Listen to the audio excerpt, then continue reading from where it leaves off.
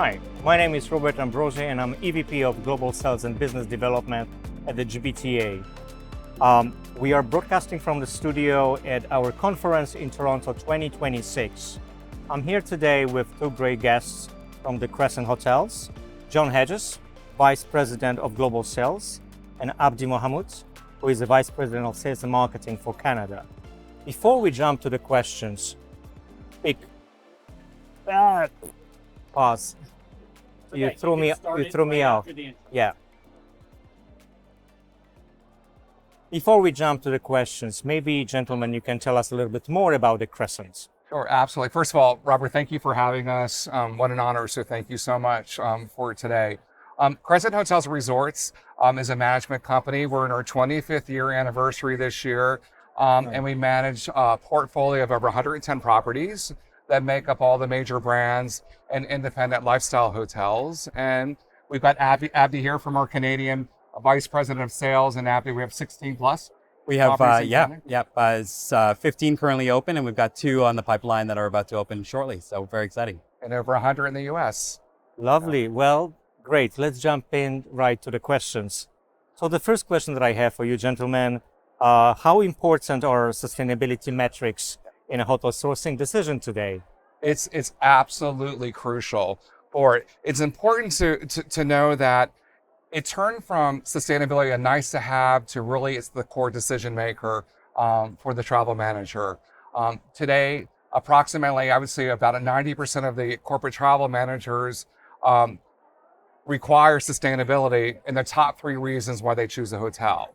So it's right up there with the price, the rates, location, and sustainability. And we've seen this growth from this trend, especially in the last 5 years, but the last 2 years. We really work with our hotels to make sure they have a sustainability process in place. So it's really, really important. Thank you for sharing. Abdi, from your perspective. Yeah, I would 100% agree with what Jon said. But ultimately, I think what's happening is that, we're kind of going from sustainability being sort of like a buzzword to really now we're looking at actionable steps. And so we're seeing this, like as Jon mentioned in the RFP stage, with more detailed questions. And then on top of that, really what the travel managers want to see is how do you provide that from a data perspective as well. So, as far as Crescent goes, we've done a lot of work on the sustainability side to try to make sure that we're meeting our partners where they want to be met. And so a couple of examples of that would be we've partnered with a third-party company called Green Key Global, which is actually started off here in Canada through the Hotel Association of Canada, but has since moved into the US through AHLA. So we're looking to get all of our properties certified through the third-party Green Key Global. In addition to that, we've got some really stringent reporting through the brands, be it Mesh, Lightstay, or Green Engage. And then we've also worked with a corporate company through our independent properties called Eric Ryan. So we're making sure the reporting is there and it's strong because that's what people are looking for. We're making sure that we are creditable by working with a third party that is already creditable. And then the other big thing is making sure our teams are educated, including our ownership groups. And so more and more we're doing educational sessions to make sure that sustainability continues to stay top of mind. And through the ownership side of it is when we're renovating and building new properties, we want sustainability to be top of mind during those phases as well. A prime example of that would be our Hyatt Place Ottawa West. They actually, that hotel was purpose built with sustainability in mind. And so to give you a couple of examples, they have a geothermal heating and cooling system to reduce its reliance on HVAC, reducing its emissions from that perspective. 225 solar panels on the roof. Again, reducing its carbon footprint from that perspective. And then something as simple as like putting a beehive on the roof, I love it. Helps. I want to go and see. Yeah, it helps. It's a fantastically well-built hotel, and something like that really helps from a biodiversity standpoint. So, we love seeing ownership groups kind of taking care put of. sustainability at top of mind right from inception of the hotel too. So lots of work going on from that perspective, and we're just continuing to find more and more ways that we can go in there. Fantastic. And we've seen these hotels with these incredible sustainability initiatives accelerate the process for being accepted to an RFP. So Oh, of it, course, it, it adoption. works. So it's quite important. So, Wonderful. Thank you for sharing that. Abdi, how is the corporate travel demand evolving in 2026 compared to pre-pandemic patterns? yeah, it's and I'll start with it. I know it's a cliche word to say it's the new normal, but it is the new normal. But it's rather than a full return, Yeah. to what is happening for that. There are patterns of fewer trips, but these trips have to be more of an ROI value trip that's going on. That's been the biggest trend that we've seen happen with that. But it's been really, really important for that. Cost control is bigger than ever. We have to be ready for the dynamic change, of the system. Of this year is changing a little bit here, so we have to make sure Yes. that we pivot, to what is happening in that particular market. So selective, so meetings are back, but it's just selective and just having smart meetings to smart business. So that just really stands out. Makes sense. Yeah, I think Yeah. what I would add is, 2019 happened, and of course, we were at an all-time high from a business travel standpoint, and so COVID happened. It everything kind of fell off the wayside from there. But then what we saw is in 2023, we were at 127% of 2019 levels. So Canada came out of the gates running. We were it was just a high pitch. Congratulations. So really, really great results just outside of COVID. Since then, though, what we've been seeing is a little bit of a slowdown. Actually, and I'll add that most of that 127% growth came from rate. So lots of demand, both on the leisure side, but again, on the corporate side. So, again, fast forward a little bit to the current day, and we are seeing, a little bit of a tapering of business, and a lot of that's coming from, some of the economic instability, geopolitical instability, and a little bit of the back and forth trade. So we're watching our data very closely right now to ensure that our hotels are making the right decisions from a pricing standpoint, from who are they working with, expanding our horizons with accounts that we're working with. So it's interesting, but ultimately we'll have to see where sort of this lands, and we hope it's a little blip, but we do feel optimistic in the long term. The business is going to come back and flourish again very soon. And one of the markets that first came back was the group market, for the business travel market, which of course leisure was there. Yeah. We came back very strong, from the last few years for group market, but business travel is in demand. That's one thing, it can Happy to change, hear. which is a great thing is, Yeah. a bit of a challenge can be the talent. You can look at a city like Toronto, you can look at a city like New York.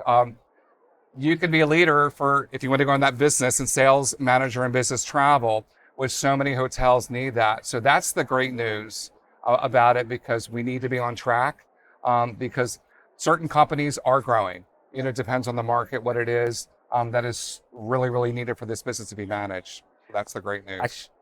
Actually, really quickly, John, you had mentioned New York and Toronto. One of the things we are seeing in Canada is some of our secondary markets are flourishing. And a lot of that has to do with, and I'll use Quebec City as an example, Calgary, our Atlantic Canada are all doing extremely well right now.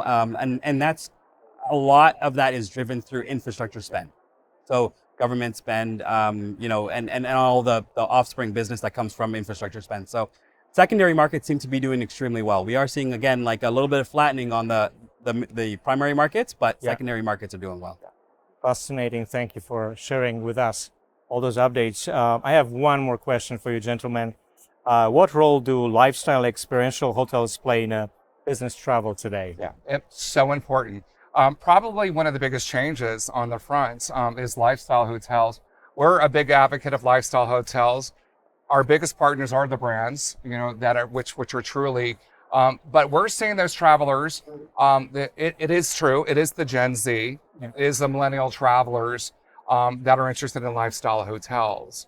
And why that is so important is because what we're hearing, or the companies, and there's certain companies that's big in the tech world, the creative world, the consulting world, that are lifestyle, the retention. We're hearing it from the company retention. Yeah.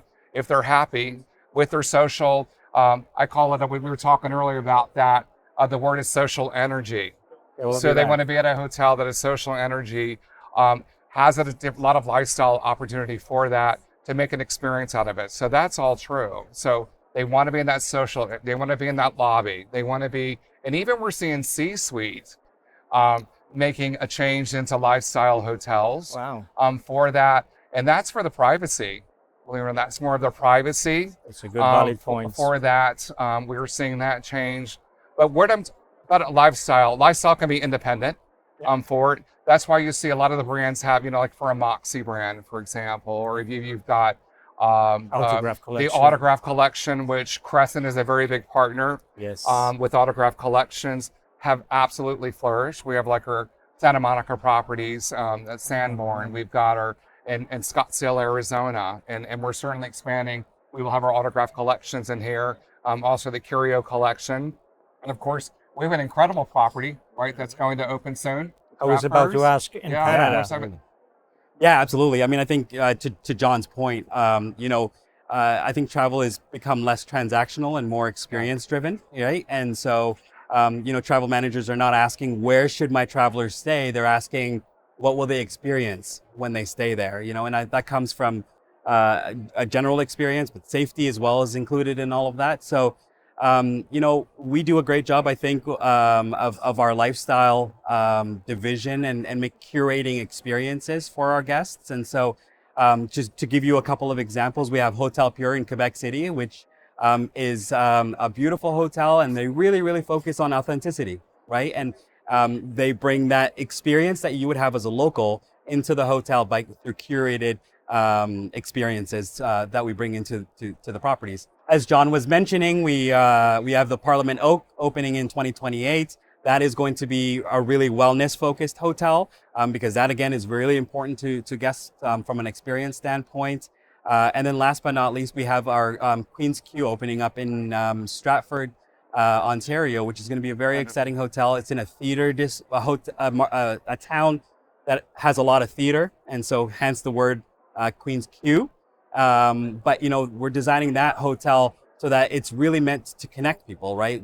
Through thoughtful design of saying, don't meet in a boardroom, meet in this alcove, be open space. Be part of that full Community. experience with a hotel through the community. So, it's exciting to see sort of the new properties as they come along and the lifestyle and the experience thought first when we're designing a hotel.